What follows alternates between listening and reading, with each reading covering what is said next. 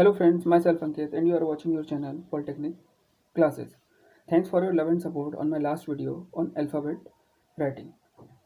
उस वीडियो पे आपका सपोर्ट देखकर और आपका रिस्पांस देखकर मुझे लगा कि मुझे जल्दी ही इसको और आगे बढ़ाना चाहिए, इसलिए मैं आज लेकर आया हूँ अगला चैप्टर मापनी और स्केल। ये फर्स्ट ईयर में पढ़ने वाले सभी विद्यार्थियों के लिए, चाहे वो किसी भी ब्रांच के हों फर्स्ट सेमेस्टर के, उनके लिए हेल्पफुल रहेगा और होने वाली मार्च की परीक्षाओं में आपकी बहुत मदद करेगा। तो आज हम लेके आए हैं अगला चैप्टर मापनी या स्केल। इस चैप्टर में कुछ कैलकुलेशंस हैं, कुछ ड्राइंग है, सब मिक्स है, तो थोड़ा सा बच्चों को दिक्कत होती है, इसलिए मैं इसको आज लेके आया हूँ। इसको शुरू करने से पहले मैं एक छोटा सा करेक्शन और पुराने वीडियो में एक ज़रा सी गलती के लिए माफ़ी चाहता हूँ।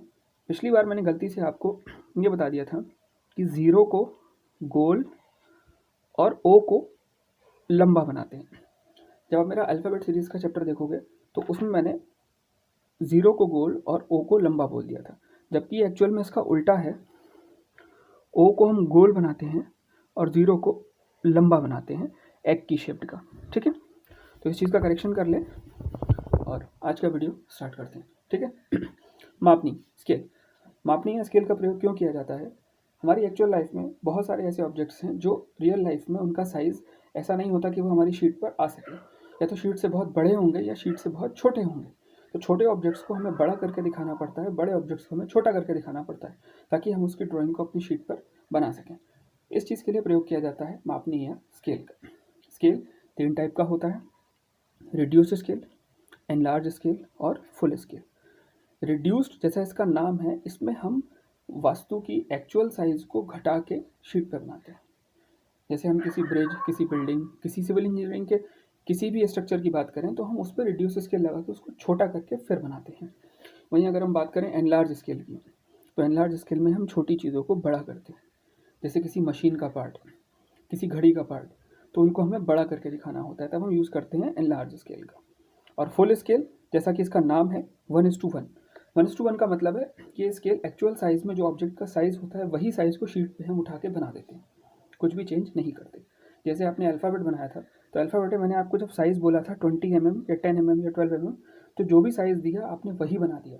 इसका मतलब वो फुल स्केल पे बन गया। ठीक है। तो ये 3 टाइप के स्केल समझ आ गए। मैंने यहाँ कुछ रेशियोज़ लिखे हैं, जैसे 1:2, 1:5, 1:10, 50:1। एंड लार्ज स्केल में आते हैं 50:1, 20:1, 10:1, 5:1 और फुल स्केल 1:1। ठीक है। ये जो पहला वाला है ये ड्राइंग पर माप है और ये वस्तु की वास्तविक माप है बाद वाला। ठीक है, तो यहाँ पर ड्राइंग पे माप छोटी है, वास्तविक माप बड़ी है। यहाँ पर देखिए वास्तविक माप बड़ी है, ड्राइंग माप पर छोटी है। ठीक है, सॉरी, ड्राइंग पर माप इसकी बड़ा करके दिखाया, वास्तविक माप इसकी कुछ छोटी थी। ठीक है, तो ये 3 चीज़ें हैं। इससे एग्जाम में नहीं पूछता, बस जानकारी के लिए मैंने आपको ये बताया। अब स्केल आपका वैसे तो 6 टाइप का होता है, बट आपके सिलेबस में सिर्फ 2 टाइप का है, सिंपल स्केल और डायगोनल स्केल। सिंपल स्केल को साधारण मापनी कहते हैं, डायगोनल स्केल को विकर्ण मापनी कहते हैं। साधारण मापनी और विकर्ण मापनी में क्या अंतर है? देखिए, साधारण मापनी से आप अधिकतम 2 इकाइयों तक ही आप ड्राइंग या स्केल बना सकते हैं, बट डायगोनल स्केल पर आप 3 इकाइयों तक या 3 यूनिट्स तक ड्राइंग पे स्केल बनाते हैं। ठीक है, अब इसको समझते हैं डिटेल में ये होता क्या है। अधिकतम 2 इकाई, इधर देखिए, यहाँ पर मैंने लिखा, कुछ यूनिट्स मैंने लिखी हैं, यूनिट कन्वर्जन। इसको याद करना बहुत ज़रूरी है, आपके एग्ज़ाम में इसकी ज़रूरत पड़ेगी। बिना इनके आप इन सवालों को हल नहीं कर पाएंगे स्केल को, तो इनको आपको याद करना पड़ेगा। ये यूनिट्स क्या हैं? ये यूनिट्स हैं 10 mm बराबर 1 सेंटीमीटर, 10 सेंटीमीटर बराबर 1 डेसीमीटर, 10 डेसीमीटर बराबर 1 मीटर, 10 मीटर बराबर 1 डेकामीटर, 10 डेकामीटर बराबर 1 हेक्टोमीटर और 10 हेक्टोमीटर बराबर 1 किलोमीटर। आप लोग अपनी एक्चुअल लाइफ में भी बहुत सारे यूनिट्स का यूज़ करते हैं, तो कुछ तो आपको पहले से याद होंगी, centimetre, metre, millimetre, hectometre. Decimetre और डेकामीटर हैं, इनको थोड़ा सा आप एक बार याद कर लें। इसी को कन्वर्जन स्केल को प्रयोग करेंगे जब हम ये स्केल बनाएंगे। ठीक है, तो सिंपल स्केल और डायगोनल स्केल समझ आ गए। इसका प्रयोग जब हम सवाल में करेंगे तो आपको और डिटेल में समझ में आ जाएगा। अब इसको जब आप याद कर लेंगे तो आपको 2 फॉर्मूले और दिमाग में रखने होंगे, जिसके बाद ये सवाल हल होंगे। पहला फॉर्मूला होता है इसमें निरूपक भिन्न या फिर रिप्रेजेंटेटिव फ्रैक्शन निकालने का। ये बहुत इंपॉर्टेंट फार्मूला है, बिना इसके ये सवाल हल नहीं होते। कभी कभी तो ये सवाल में दे देता है, जब नहीं देता है तो आपको निकालना पड़ता है। इसका फार्मूला क्या है? ड्राइंग पर माप अपॉन वास्तविक माप। आपको ड्राइंग माप आपको क्वेश्चन में दिया होगा कि ड्राइंग पर वस्तु की माप आपको ये बनानी है और वास्तविक माप ये है। आप उन दोनों को डिवाइड कर देंगे, जो फाइनल आएगा रेशियो। हाँ, इसको पॉइंट में नहीं निकालना, इसको रेशियो में या अपॉन में ही रखना है, ठीक है। सबसे सिंपलेस्ट फॉर्म में ले जाकर भी इसको अपॉन में ही रखना है, इसको पॉइंट में नहीं लेके जाना, ठीक है। तो ड्राइंग पर माप अपॉन वास्तविक माप, ये हो गया निरूपक भिन्न का फॉर्मूला। दूसरा, मापने की लंबाई या फिर लेंथ ऑफ स्केल या LOS, इसका फॉर्मूला होता है निरूपक भिन्न गुणा मापने की अधिकतम दूरी। ये मापने की अधिकतम दूरी आपको सवाल में दी होगी कि मापने की अधिकतम दूरी ये है, उसको निरूपक भिन्न से गुणा करिए तो आपकी मापने की लंबाई आ जाएगी जो आपकी ड्राइंग शीट पर बनेगी, ठीक है। अब इसमें एक गलती स्टूडेंट्स बहुत ज़्यादा करते हैं, मैं उसको बता दूं। जब आप इनमें से दोनों में से कोई भी फार्मूला लगाएं तो ड्राइंग पर माप अपॉन वास्तविक माप होगा क्या? ड्राइंग पर माप आपकी सेंटीमीटर में ही होगी जनरली, या मिलीमीटर में होगी, क्योंकि आपका स्केल या तो सेंटीमीटर में नापता है या मिलीमीटर में, इससे बड़ी यूनिट इन स्केल से नहीं नाप सकते। बट वास्तविक माप कई बार आपको मीटर, किलोमीटर, हेक्टोमीटर में दे दी जाती है। तो छात्र क्या करते हैं कि यूनिट कन्वर्जन करना भूल जाते हैं और सीधे इसको फॉर्मूले में लगा के डिवाइड कर देते हैं। ये गलती मत करिएगा। ड्राइंग पर माप की जो भी यूनिट होगी उसी यूनिट में वास्तविक माप को कन्वर्ट कर लीजिएगा, उसके बाद ही इस फॉर्मूले को प्रयोग करिएगा।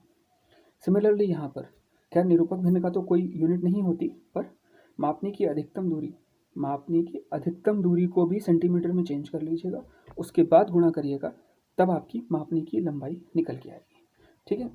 तो ये दो फॉर्मूले और इनसे होने वाली कुछ गलतियाँ मैं आपको बताया, ठीक। अब सिंपल स्केल और डायगोनल स्केल। अब सिंपल स्केल की बात पहले करते हैं, डायगोनल स्केल की इसके बाद, ठीक है। होता क्या है सिंपल स्केल में?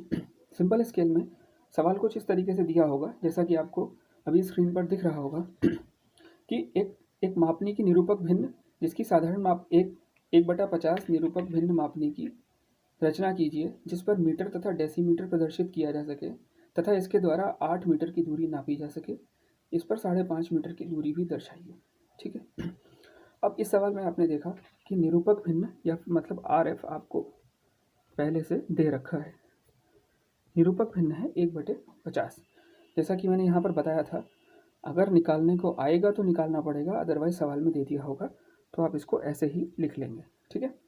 इसमें RF 1/50, ठीक।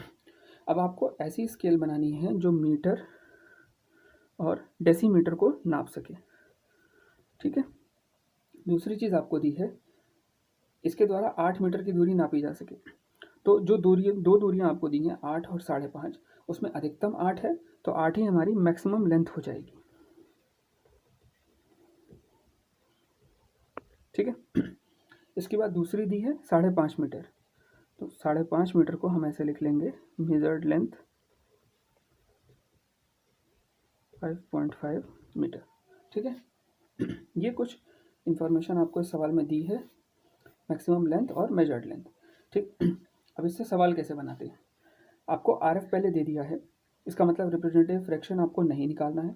अब आपको सिर्फ निकालनी है मापने की लंबाई। तो मापने की लंबाई निकालने के लिए कैसे हम शुरू करेंगे इसको? सबसे पहले हम निकालेंगे LOS, यानी कि लेंथ ऑफ स्केल, ठीक है। लेंथ ऑफ स्केल निकालने के लिए आप LOS को गुणा करेंगे निरूपक भिन्न गुणा मापने की अधिकतम दूरी से। निरूपक भिन्न है 1/50 गुणा मापने की अधिकतम दूरी, यहाँ पर अधिकतम दूरी 8 मीटर है, ठीक है। अब फिर वही गलती, यहाँ पर 8 मीटर को सेंटीमीटर में चेंज कर लें तो 1 मीटर में 100 सेंटीमीटर, ठीक है। अब 1 मीटर में 100 सेंटीमीटर होते हैं, तो उसको मैंने यहाँ पे कन्वर्जन कर लिया, ठीक है। अब देखिए 800/50 ये आ गया 16, ठीक है। तो आपकी जो स्केल की लेंथ होगी वो होगी 16 सेंटीमीटर। अब यहाँ से ड्राइंग का काम स्टार्ट है, इससे ऊपर न्यूमेरिकल था, आपने ये लेंथ ऑफ स्केल निकाल दी। अगर आपसे रिप्रेजेंटेटिव फ्रैक्शन पूछता तो आप पहले फ्रैक्शन निकालते, फिर लेंथ ऑफ स्केल निकालते, फिर ड्राइंग करते, बट यहाँ ये दे दिया था तो हमने LOS निकाल लिया। अब ये आया बराबर 16 सेंटीमीटर, ठीक है। अब आपको क्या करना है, अब आपको अपना ड्राफ्टर रखना है और ड्राफ्टर से 16 सेंटीमीटर की एक लाइन खींच लेनी है, ठीक है। अब इस 16 सेंटीमीटर की एक लाइन के बाद आपको एक रेक्टेंगुलर बॉक्स बनाना है, सेम लेंथ का 1 सेंटीमीटर नीचे लाइन लेके एक 16 सेंटीमीटर की लाइन आपको और खींचनी है और आपको इस प्रकार से एक रेक्टेंगुलर बॉक्स बना लेना है। ठीक है। अब मैं एक चीज़ और बता दूँ, जैसे कुछ छात्रों को बात पता होगी, जिनको नहीं पता होगी वो इस चीज़ को सीख लें। जैसे अगर एक सीधी लाइन है, उसका मैं कहूँ इनको बराबर भाग में डिवाइड करिए, तो आप एक चाप यहाँ लगाएंगे, एक चाप यहाँ, एक आर्क यहाँ, एक आर्क यहाँ, और एक सीधी लाइन खींचेंगे, ये लाइन इक्वली डिवाइड हो जाएगी। ये काम आप कंपास से कर सकते हैं। ठीक है। बट वहीं अगर मैं कहूँ कि इस लाइन के आप 5 बराबर भाग करिए, तो वो इस तरीके से नहीं होंगे। उस केस में क्या करना है, आपको एक सीधी लाइन खींचनी है। ठीक है। और इस सीधी लाइन के नीचे एक तिरछी लाइन और खींचनी है। ठीक। इस तिरछी लाइन का जो एंगल होगा वो इस लाइन से हॉरिजॉन्टल लाइन से 30 से 45 डिग्री के बीच होगा। बट इसको आपको नाप के नहीं बनाना है, इसको अंदाजे से एक तिरछी लाइन खींच देनी है। ठीक है। आप एक चीज़ ध्यान रखनी है कि इस तिरछी लाइन की लंबाई इस हॉरिजॉन्टल लाइन की लंबाई से छोटी नहीं होनी चाहिए, लगभग इसके बराबर या इससे बड़ी होनी चाहिए। ठीक है। अब मान लीजिए मुझे इसको 5 भाग में डिवाइड करना है, तो अगर इसको 5 भाग में डिवाइड करना है तो ये जो तिरछी लाइन है इस पर मैं 5 बराबर आर्क लगाऊंगा। ठीक है। और वो 5 बराबर आर्क लगाने के बाद मैं इस एंड पॉइंट को इस लाइन के एंड पॉइंट से मिला दूंगा। ठीक है। और उसके बाद अपने ड्राफ्टर को इस लाइन के पैरेलल टाइट कर लूँगा और फिर सारे पॉइंट्स को इसी के पैरेलल ऐसे मिलाता चला जाऊँगा। अब ये लाइन 5 बराबर भाग में डिवाइड हो गई। ठीक है। यही चीज़ आपको यहाँ पर अप्लाई करनी है। कैसे करनी है, यहाँ पर आपको अधिकतम लेंथ दी है 8 मीटर। इसका मतलब आपको इस लाइन को 16 सेंटीमीटर की लाइन को 8 बराबर भाग में डिवाइड करना है। ठीक है। तो 8 बराबर भाग में डिवाइड करने के लिए सबसे पहले अपने स्केल को खोल लीजिए, ड्राफ्टर को ऐसे खोल लीजिए और खोल के इस लाइन के लेफ्ट हैंड के पॉइंट पर एक अंदाजे से 40-45 डिग्री 35 डिग्री के आसपास तक अपने आप खोल के एक लाइन ऐसे खींच लीजिए। ठीक है। ये लाइन खींच, अब मुझे इस लाइन को इक्वली डिस्ट्रीब्यूट करना है 8 भाग में। इसका मतलब क्या है कि मुझे इस लाइन को 8 बराबर भागों में डिवाइड करना है, इस इंक्लाइंड लाइन को। ठीक है। तो इसको 8 बराबर भाग में कैसे डिवाइड करेंगे, आप एक कंपास ले लीजिए। ठीक। कंपास को अंदाजे से 1 सेंटीमीटर के आसपास खोल लीजिए, ज़्यादा नहीं खोलना, बहुत कम नहीं खोलना, 1 सेंटीमीटर 1.5 सेंटीमीटर के बीच इसको खोल लीजिए और खोल के एक आर्क लगाइए पहला इस पॉइंट से। मैं बोर्ड पे बना रहा हूँ तो मैं थोड़ा सा बड़ा बनाऊंगा, आप लोग शीट पर बनाएंगे तो इतना बड़ा लेने की ज़रूरत नहीं है। ठीक है। मैंने पहला आर्क लिया, ये दूसरा, तीसरा, चौथा, पांचवा, छठा, सातवां, सातवां वाला रह गया,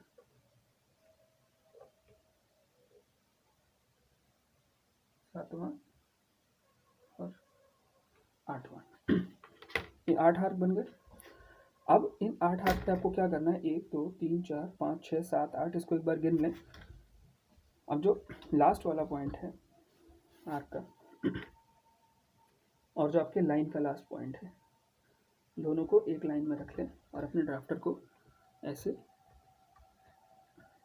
टाइट कर दें। ठीक है। और एक लाइन यहाँ पे इस तरीके से खींच दें। ठीक।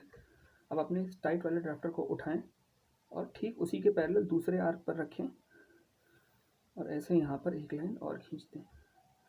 इसी प्रकार से तीसरे पर रखें और एक लाइन और खींच दें।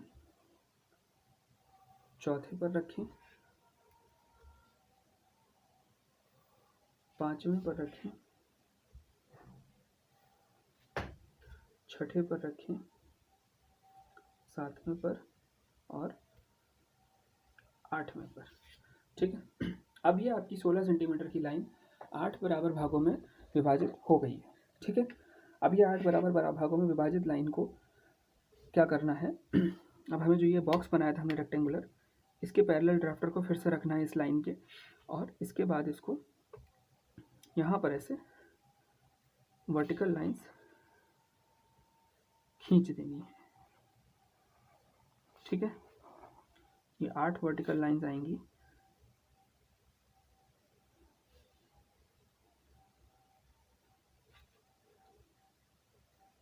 इस तरीके से। ठीक है। ये 8 वर्टिकल लाइंस मैंने बना दी। ठीक। अब ये मेरा जो स्केल था, ये जो लाइन थी, ये लाइन 8 बराबर भागों में डिवाइड हो गई। इसकी लंबाई है 16 सेंटीमीटर सॉरी, ये स्केल पर लेंथ है और इसकी एक्चुअल लेंथ है 8 मीटर। स्केल कन्वर्जन के वाले एक्चुअल स्केल इसकी 8 मीटर, ठीक है। अब ये 8 बराबर भागों में डिवाइड हो गया। अब मुझे निकालना है इस पर 5.5 मीटर, ठीक है। तो इसको लिखने का तरीका सीख लीजिए, मैं जैसे बता रहा हूँ बिल्कुल ऐसे ही लिखिएगा। यहाँ पर लिखिएगा 0, एक ब्लॉक छोड़ के, पहले के बाद 0, 1, 2, 3, 4, 5, 6 और 7। जितने आपके अधिकतम लेंथ है उससे एक कम ही आएगा। 0 हमेशा एक अंदर से शुरू करेंगे, 0 कभी इस पॉइंट से नहीं शुरू करेंगे, ठीक है। उसका रीज़न क्या है मैं आपको अभी बताता हूँ। इसमें हमें नापनी है 5.5 मीटर, ठीक है। अब मेरे पास अगर मुझे 5 मीटर दिया होता सिर्फ कि 5 मीटर नापिए, तो मैं कैसे नापता, 1, 2, 3, 4, 5, ठीक है, 5 हो गया। अब 5.5 का क्या करूँ, इसमें इससे छोटी यूनिट तो है नहीं, स्केल में मिलीमीटर से छोटी यूनिट होती नहीं। अगर आपको कोई कहे मिलीमीटर से छोटी यूनिट नापिए तो आप कैसे नापेंगे, नहीं नाप सकते। इसीलिए यहाँ पर भी 5 मीटर से छोटी यूनिट नहीं नाप सकते, क्योंकि इससे छोटा इस स्केल का लीस्ट काउंट नहीं है, ठीक है। तो अब क्या करेंगे, अब हम एक काम और करेंगे। जो हमने ये लाइन, जहाँ से ये तिरछी लाइन बनाई थी, इसी से एक एंगल थोड़ा सा और बढ़ा के एक लाइन और खींच लेंगे, कुछ इस तरीके से, ठीक है। अब ये जो दूसरी लाइन हमने खींची है, हम ये जानते हैं मीटर, 5.5 मीटर मतलब इसमें 5 मीटर हैं, ठीक है, और 0.5 है, तो 0.5 और है इसमें, ठीक है। 0.5 मीटर और है, 1 मीटर पूरा नहीं है, ठीक। तो 1 मीटर को 10 बराबर भाग में डिवाइड करेंगे, तब हमें 0.5 मीटर मिलेगा, ठीक है।